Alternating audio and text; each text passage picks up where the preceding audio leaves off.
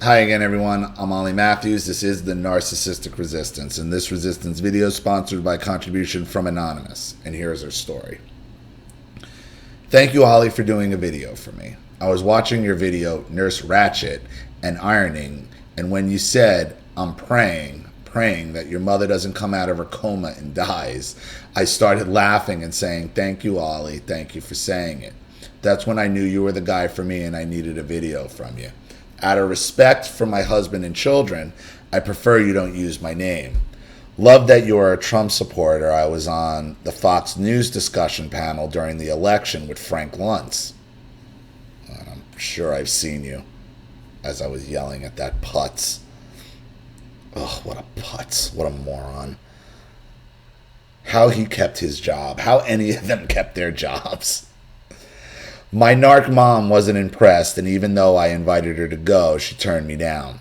There was no way for me to put everything about my narc mother in this email, so I tried to narrow it down.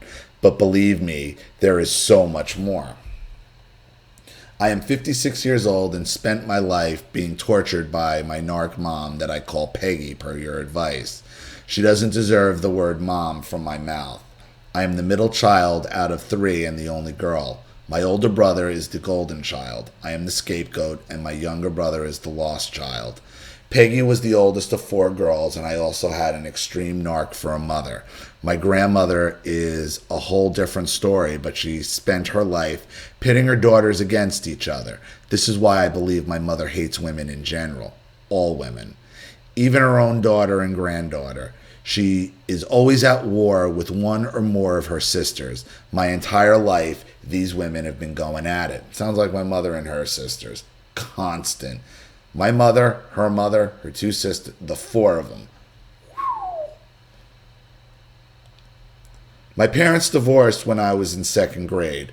My mother later told me when I was an adult that she just decided for no reason while she was frying an egg that she wanted a divorce.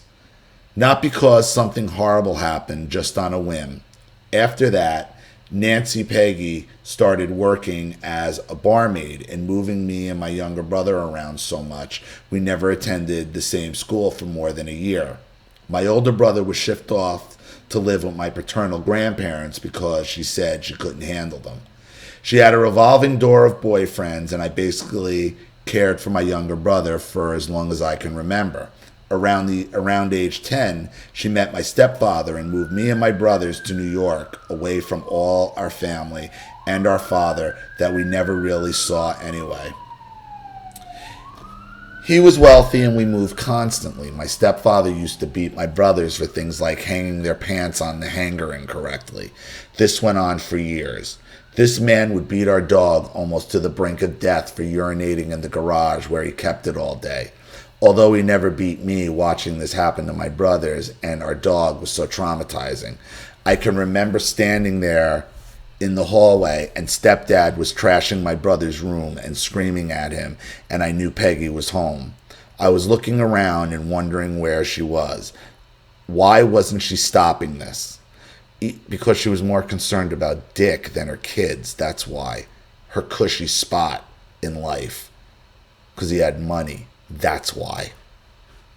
She wouldn't have cared if she locked you in the garage. And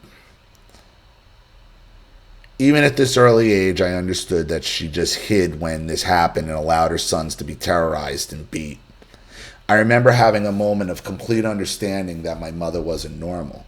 The 2 of them would go globetrotting and leave us alone for weeks or with someone we didn't even know. She was more concerned with expensive clothes, cars, and travel than the welfare of her children. Finally, when I was 12, I told her I hated what my stepdad was doing and wanted to go live with my dad, who said that was fine. Well, instead of just understanding and letting me go, she turned it into a custody battle with my father. Of the course, when I told the judge what was going on in our home, she gave custody to my dad. I remember the day I was leaving, standing in the driveway with my brothers, and they said, at least you get to escape. My father threw suitcases with all my clothes outside my stepfather threw suitcases with all my clothes outside my dad's house. And if I was your dad, I would have fucking...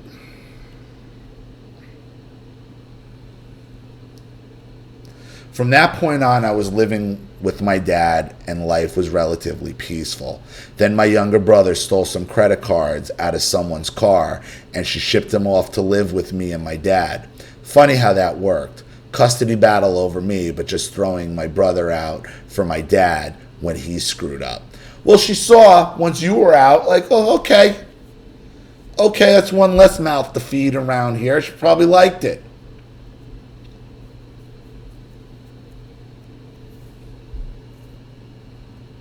I did well with my dad. I thought we were close. I went to a private school. He was a debutante, and was in an all-girls military band that were ambassadors around the world. Therefore, I got to go on some amazing trips as a teenager. Life was good until I was a debutante and turned 18. Peggy came down from Canada to attend the Cottonation. She was still married to my stepfather. Next thing I know, Peggy and my father were having an affair behind my stepfather's back. How fucked. Imagine that. Divorced for 13 years and suddenly they're back at it having an affair. Eventually she divorced my stepdad, and her and my father got married again. I can only remember having resentful feelings about this. I thought, wow, you guys are divorced all the years me and my brothers needed you together. And now that it doesn't matter anymore, you're going to get back together. I should note that all of us were grown and out of her house. So when she became the target of her husband, and then she was ready to leave. Not when he was beating her sons. Just caused me to feel bitter and resentful of her. Right, until, look, the narc ran out of supply, your stepfather, ran out of supply, turned it on her, and that's not acceptable. You're just pawns.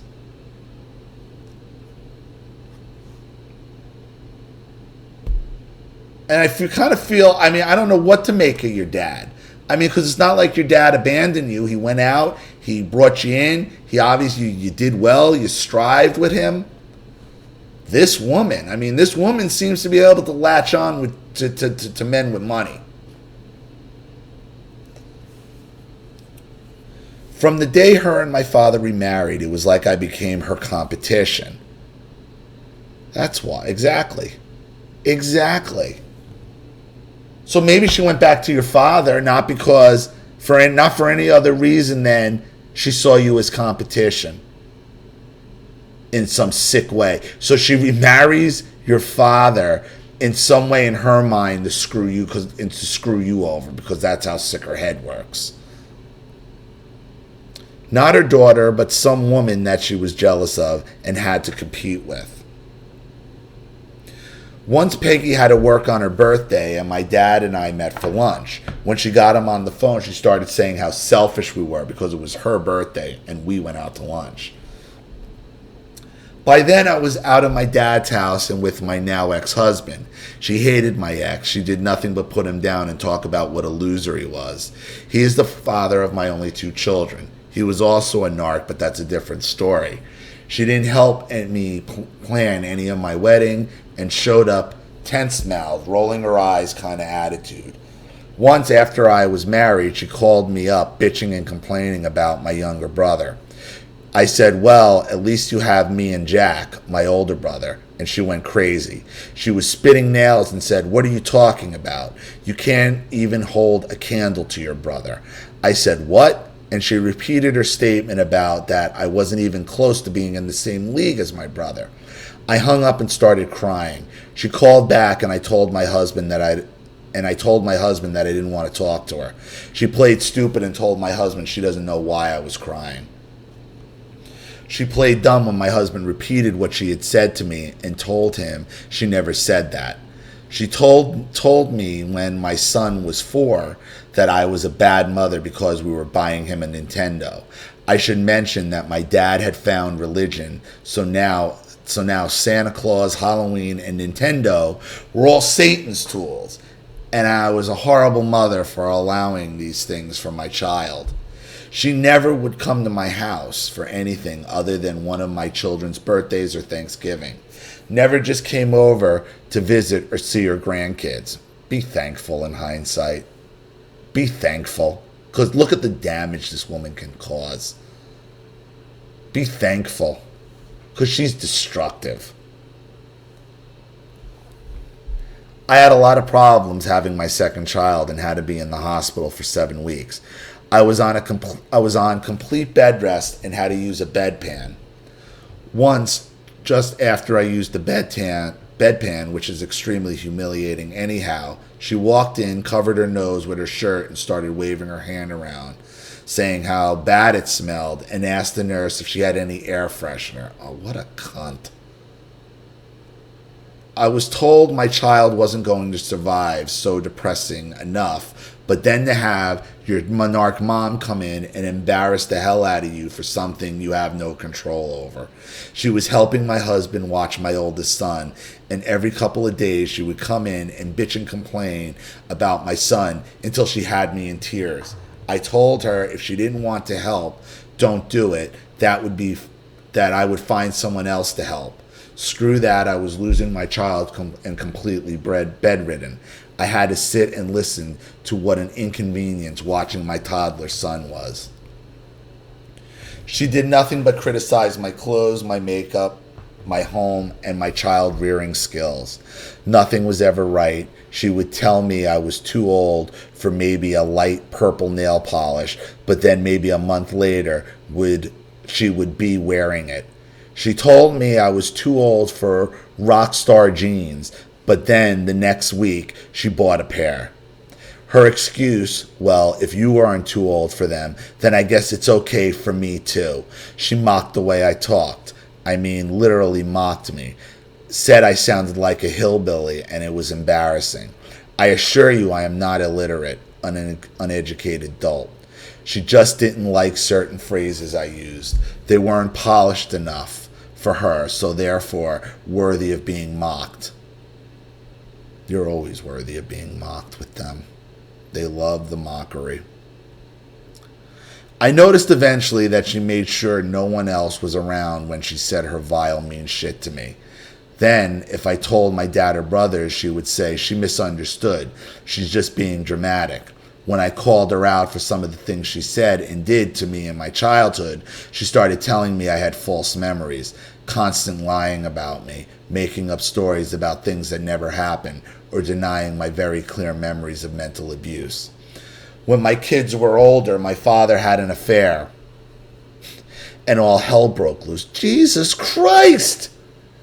How old are these people? They keep cheating on everybody. She put a gun to his face and threatened him. He went out for drinks with me and proceeded to tell me how much he hated her and all the things wrong with her. He then started telling me how she talked nothing but shit about me to him and couldn't understand why he favored me. I imagined that. Remember driving home in tears, wondering why my mother hated me so bad. My dad was in his 50s at the time and told me he was too old to start over, so he was going to stay in the marriage. How about grabbing your father and say, how about sticking up for me, asshole? That's your daughter, you sick cunt. But your father's kind of drawing you into this too as well, like talking to you like an ex. Like an ex he's still friendly with.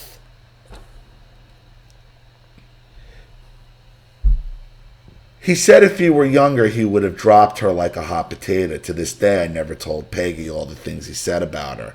They seem to have moved on and become even more religious. I finally filed for divorce from my first husband, and she went from magically hating him to his best friend. What a shock. He was also a narc and started using the court system to try to get back at me. My kids were in my life, and I gave up a ton of money in exchange for total custody. As soon as the ink was dry, he sued me for custody, putting my kids through hell. What does Peggy do? She becomes his best friend and even writes a letter to the court for him. Didn't matter that he spent 18 years cheating on me and being a horrible father. Suddenly, she couldn't do enough to help him. She was constantly pleading his case to me, saying he had changed, blah, blah, blah. He had a lot of money and owned and owned a well-known business in our town, and I honestly believed that this is all she cared about. Right, money. I finally relented and gave him another chance, only to waste 4 more years of my life with him until he ran off with a girl young enough to be his daughter. That's what it took to finally convince my mother he was a piece of shit. She couldn't take my word for it. She had to see him destroy me and my kids first. I got married for the second time to a man I really didn't love, but the state of mind I was in, I'm not surprised. So she got you to do the same thing she did.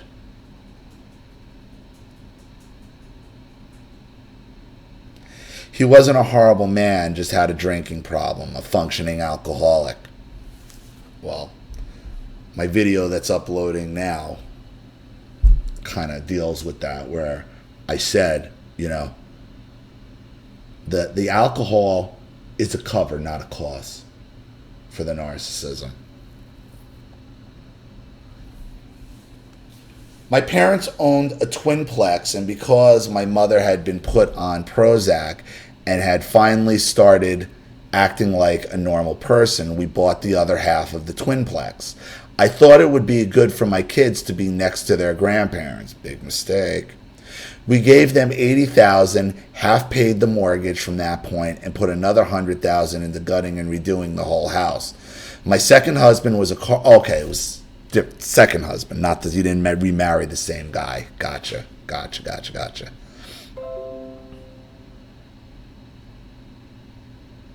My second husband was a carpenter, so he did the inside out.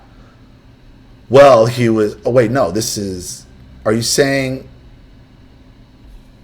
hold on, I gotta pause here for a second because I think I've confused myself.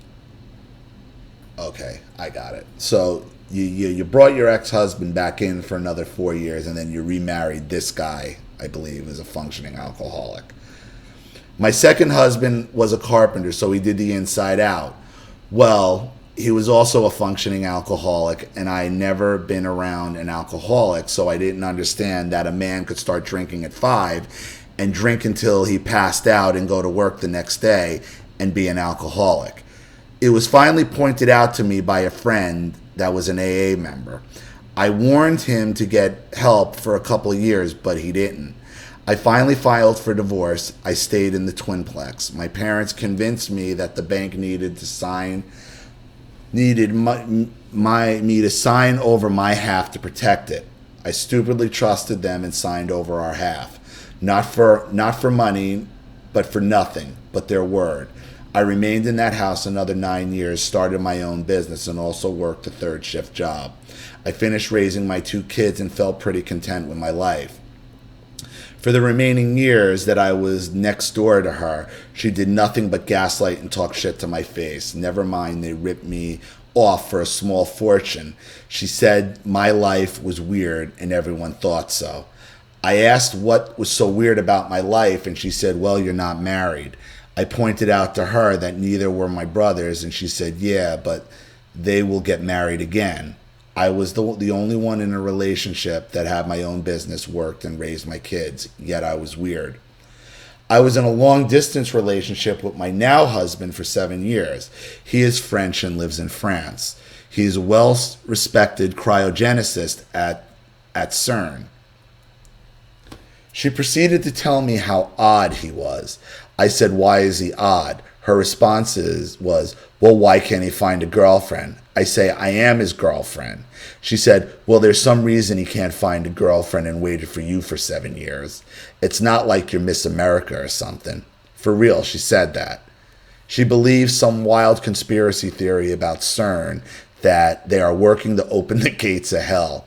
They're going to destroy the earth with a black hole they create, and the elite of the world will escape to Mars.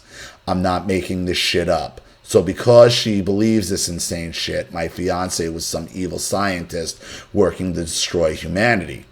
She had this crazy fear of me moving to France, which I can't understand since she so obviously hated me. She tried so hard for 7 years to break up my relationship, even going as far as to bring some of her churchmen around, suggesting they were eligible. Another time I was sitting in her kitchen and she was talking to my adult son and brother. Well, I guess she forgot I was sitting there, and she said to my son, to be honest, if I could do it all over again, I would have had 4 sons. I said, wow, thanks, Mom. She turned around and started laughing. That giggle someone has when they get caught talking about you. And they said, well, you know what I mean. Nope, I didn't know what she meant. I had never thought those kinds of things about my kids. Basically, she was admitting she wished she never had a daughter. She's a compulsive shopper and has gotten into financial trouble more times than I can remember. My dad would have to take out loans to pay off her debt, so they still have a mortgage in their 70s. Her mother left her a considerable amount of money on her death, and Peggy blew it in 4 months. Hundreds of thousands of dollars. She's a compulsive decorator. She redoes her entire house every few months. I mean, paint, furniture, bedding, you name it. It's so strange to watch. I had a sister-in-law that passed away from breast cancer. She was a lot like Peggy, compulsive spender, impressed with money, constant redecorating. Her and my mom would go on constant wild spending sprees. After her death, Peggy would constantly put up photos of her on Facebook and say, my daughter. Anyway, always wishes her a happy birthday on Facebook, even though she's deceased. Never has she mentioned me on Facebook on a birthday or any other time, like I don't exist. Peggy has always been impressed with people with money, and oddly enough, Jewish people. She thought all the wealthy people in the world were Jewish, and they were actually all favored by God. Long story short, she convinced my dad to become a Messianic Jew with her. She now pretends she's Jewish, and my dad just went along with it. Suddenly, I was a pagan putting up a Christmas tree and listening to Christmas music. I'm a pagan because I'm Catholic and go to church occasionally on Sunday. I wasn't having any of it, and that infuriated her. She ruined Christmas with them for my kids. I had to feel like a piece of shit for putting up a tree and not acting like I was Jewish. I like Jewish people. I just don't want to pretend to be one. She was so obsessed with it, she swore she had Jewish blood and was descended from one of the 12 tribes of Israel. The fuck? Wow. That's really some obsession with money, because this is everything your mother does is about money. What's the most profitable? And your mother is so crazy about money, she'll become a Jew. For the most racist reason possible, mind you. The most racist, anti-Semitic, obvious reason she becomes a Jew, for money. I mean, wow. Turns out, when my aunt, her sister, had a DNA test done, there is not one drop of Jewish blood. I'm sure that was such a letdown to Peggy to know she was just ordinary like the rest of us. The last straw was almost 2 years ago. I had a total hysterectomy and had my son stay the night in the hospital with me. This made her crazy. She had some kind of fascination with doctors and medical attention. It's because she's still trying to score one. She gets giddy when she's going to the doctor. I should mention that my son is actually transgender, female to male. I love my kid no matter what, so I wasn't about to disown my child over this. Love is love. It's not my job to decide what a transgender person goes through. It's my job to love them or leave them as I choose to love them. It's my kid that has to do what makes them happy. This made my parents insane, especially Peggy. I was a horrible mother for not throwing my kid out and was feeding his insanity. My oldest son is a cop, and my youngest works in the world headquarters for Signet. Both extremely well-adjusted kind of people. Anyhow, while I was in the operating room, she proceeds to start yelling at my son in the hallway because he didn't come find her when the doctor came out. Mind you, she is the only one left, and the doctors aren't going to stand there and wait for you to go hunt someone down. Afterwards, he went and told her what the doc said, and she berated him in the hallway, saying how selfish he was and disrespectful. I should mention that my son, previous daughter, Peggy, was always jealous of. She didn't come to see me in the hospital for a week after my surgery, even though I lived next door. My son took a week off and took care of me. She called me in the hospital a mere few hours after surgery, screaming that my child was insane, and said, "Well, let's see how good of a job your caregiver does for you." Really? Of course he did a fine job when a week passed and my son went back to work. I walked over to see them. The minute I walked in the door, it started, bitching about my kid who had done absolutely nothing. Finally, I barked back, which is something I usually didn't do.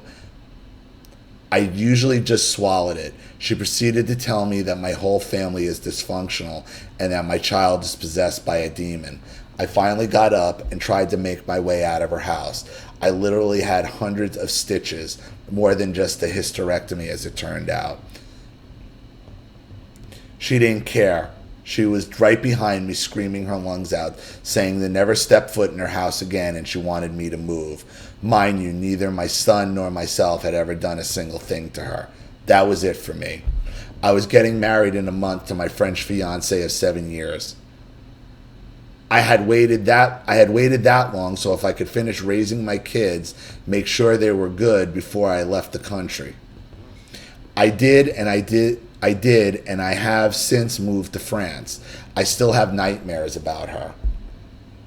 I never knew what disorder was until about 2 years ago, and then all the pieces came together.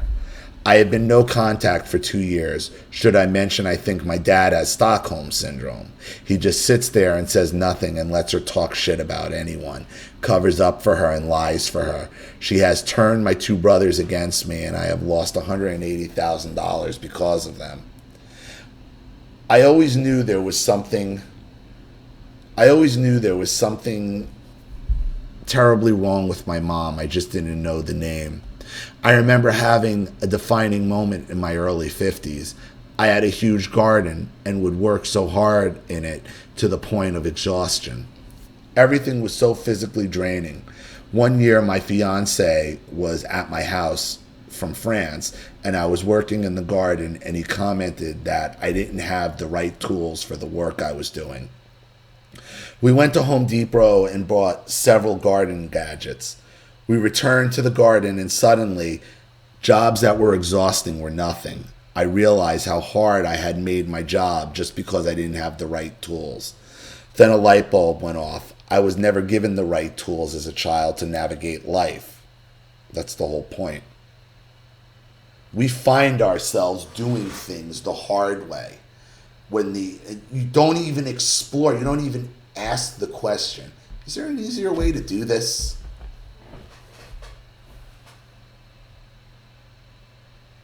That's what the narcissist does. By depriving you of life skills, by mocking you and keeping you on edge. You don't even ask when you're like, is there an easier way to do this? Nope.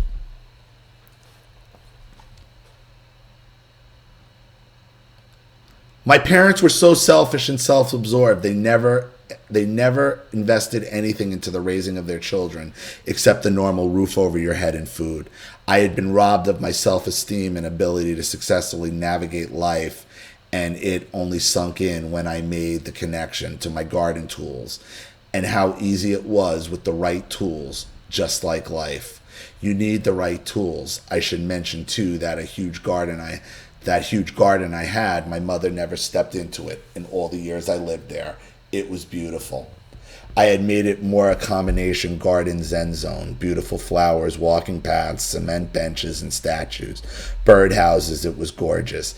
Yet she never walked into it, just sent my dad to collect any tomatoes or veggies they wanted. It was just like she purposely avoided walking into it as some kind of statement to me.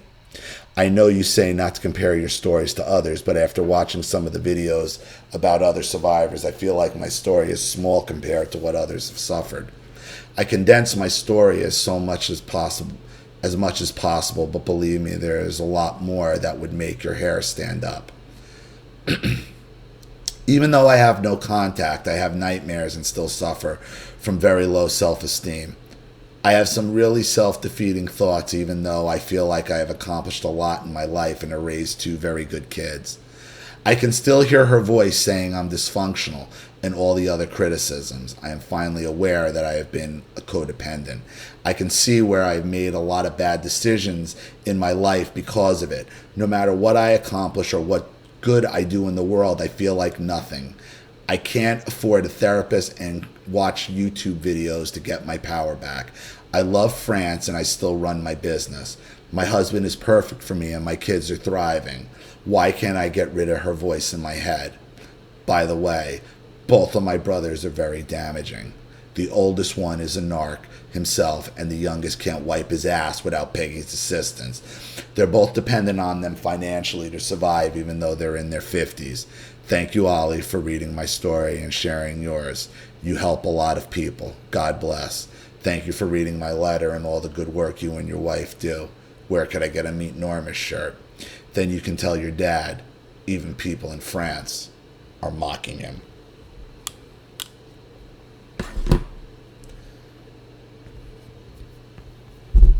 You're not going to get her out of your head because you've only been no contact for 2 years. So much like you discovered you didn't have the right tools for the gardening, you're going to find through no contact, there are many, many, many, many, many things you've been doing the hard way. Many things you've been doing the hard way.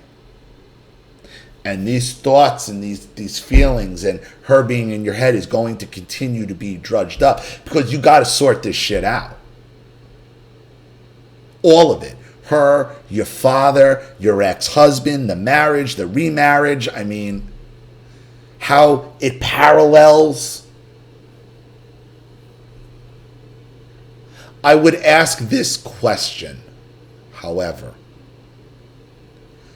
I find it interesting your son transitioned from a daughter to a male.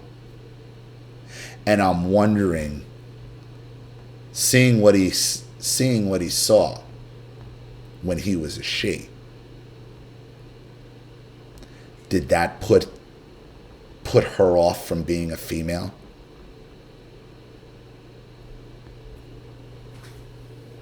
Could it be related? Maybe. Maybe. These thoughts are going to have to be drudged up, and she's going to be in your head because you're as far away from her as you could possibly be, and that's awesome. So you have the opportunity to figure out what the narcissist has been making you do the hard way your whole life. Don't miss that opportunity. So, thank you so much for your contribution and your story. I hope that helped. Thank you to everybody watching. Please leave any opinions or advice in the comments section below. And again, if you want your story read on the channel, you have a topic you'd like me to cover, a narcissist you'd like to expose, you'd like to set up Skype, a phone call, have a private video made, or a Facebook live chat, or you'd like to sponsor a video like this for someone who needs help and can't afford it, or just make a contribution to the channel in general to help it growing, keep growing, surviving, and expanding, because this channel survives 100% on contributions from all of you. Without you, all of this goes away. So if you like what you see here and you want to see more videos like this, you know what to do with the PayPal and email links in the description box. Also, please like and share this video wherever you can. Subscribe to my channel if you haven't, and be sure to click the subscription bell to be notified of all my video uploads. I'm Ollie Matthews. This has been The Narcissistic Resistance. Take